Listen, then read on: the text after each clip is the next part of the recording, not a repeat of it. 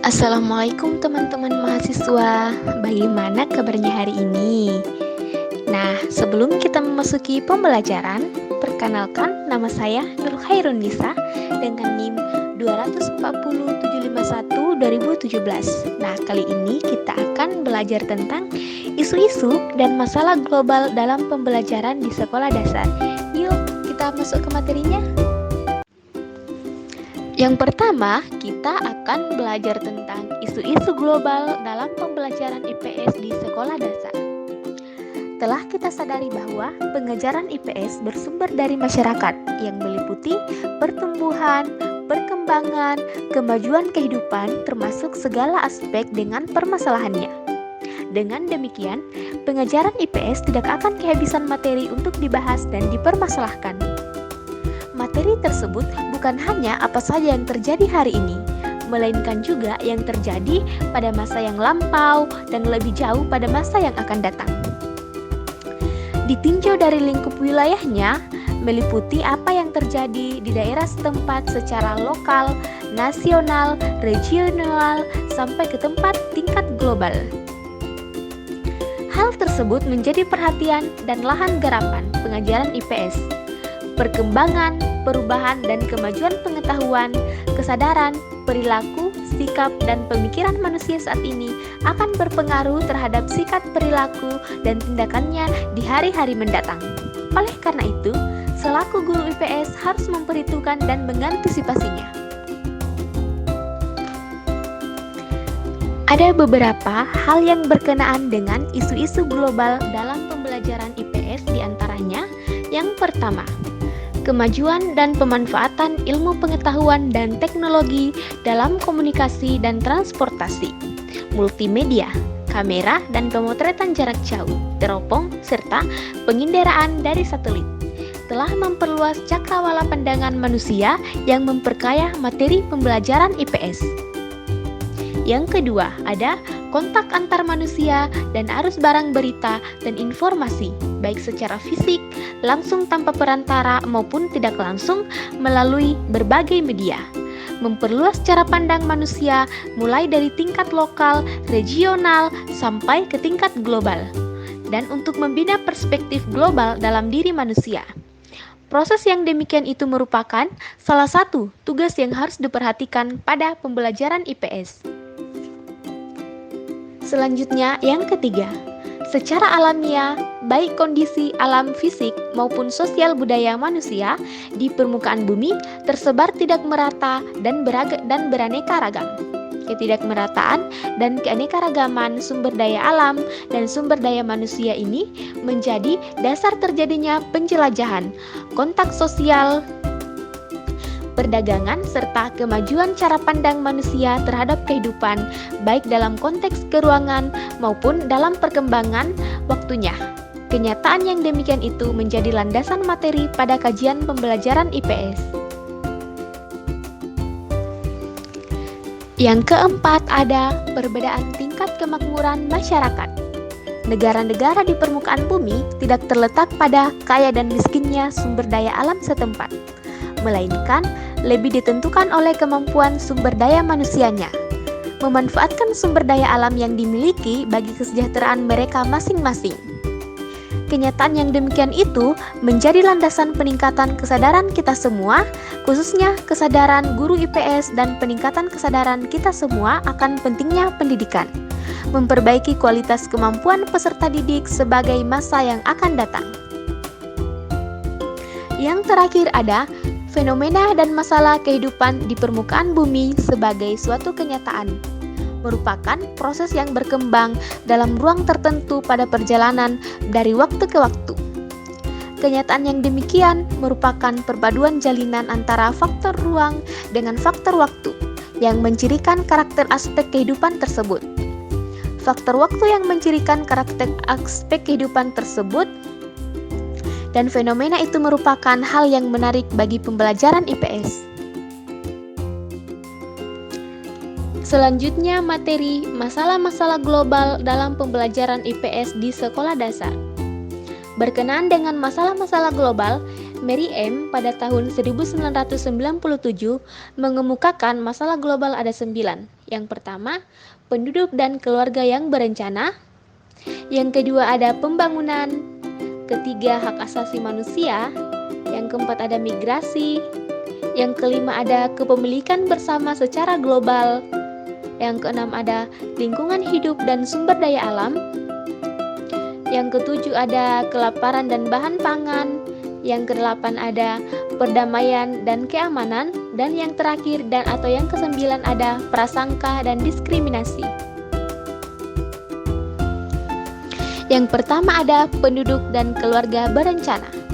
Masalah penduduk terletak pada tingkat kesejahteraan dan kemakmuran yang rendah sebagai akibat adanya kesenjangan yang besar antara pertumbuhan serta jumlah penduduk yang terus meningkat.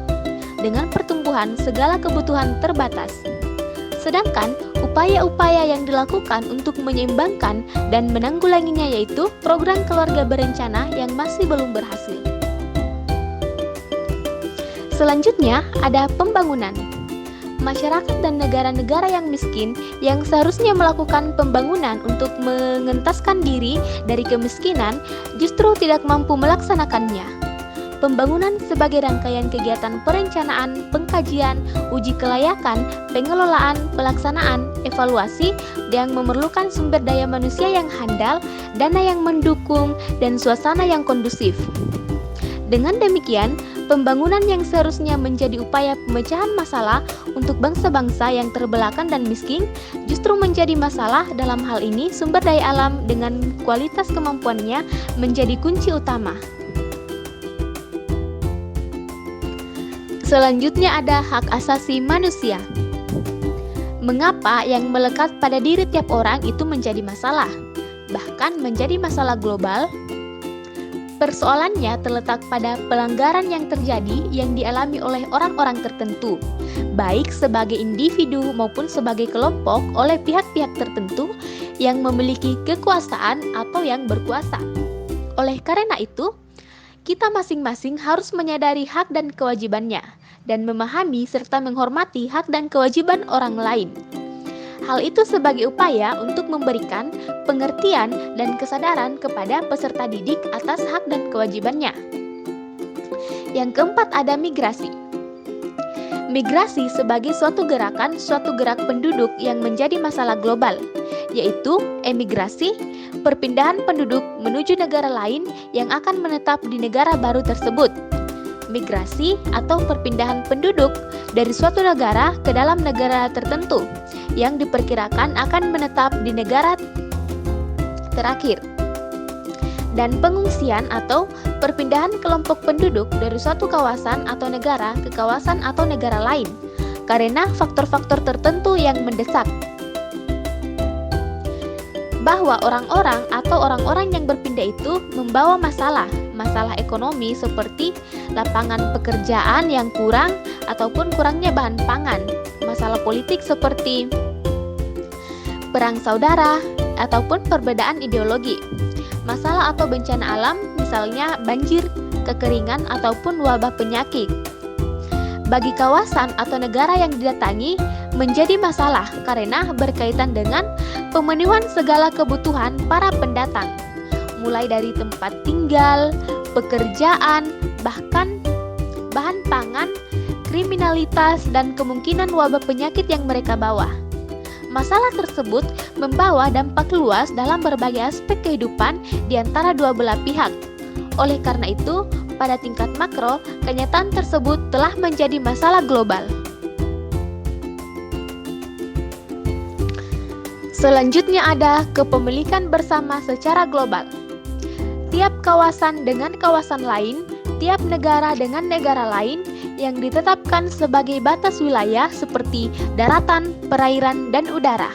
Namun dalam konteks dunia atau global, khususnya yang berkenaan dengan samudra dan udara terbuka merupakan milik seluruh manusia yang dapat dimanfaatkan oleh siapa saja.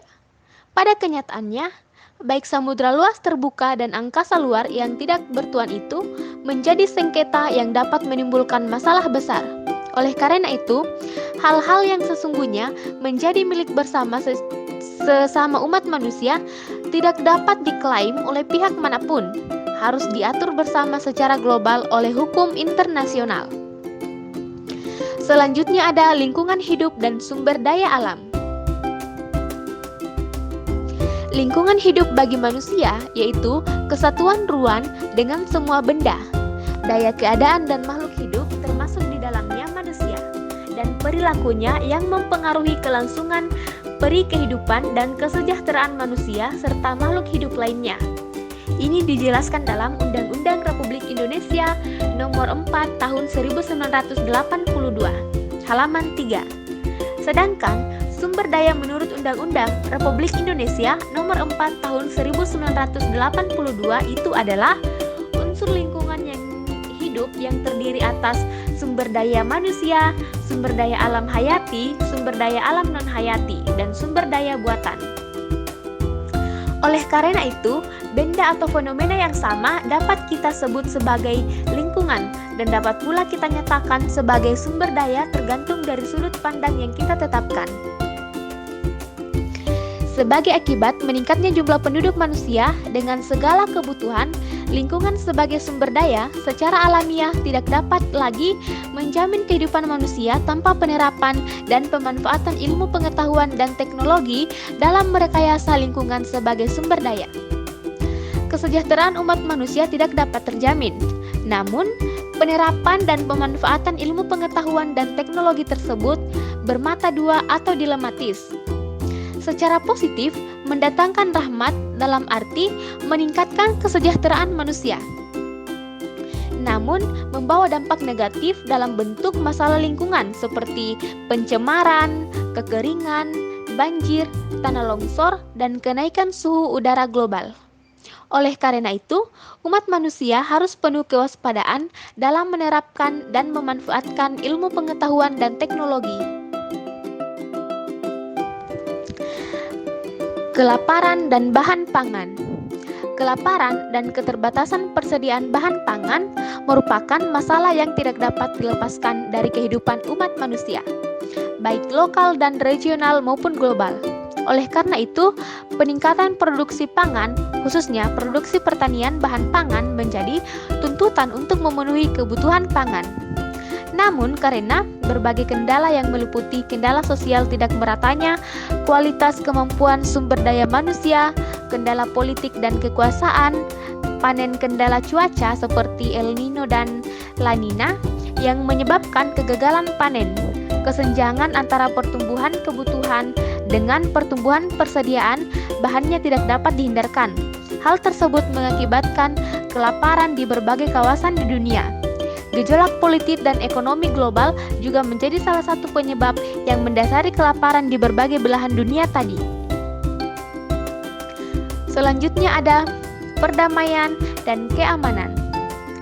Perdamaian dan keamanan adalah dua aspek sosial psikologis yang sangat mendasar, serta didambakan oleh setiap individu umat manusia.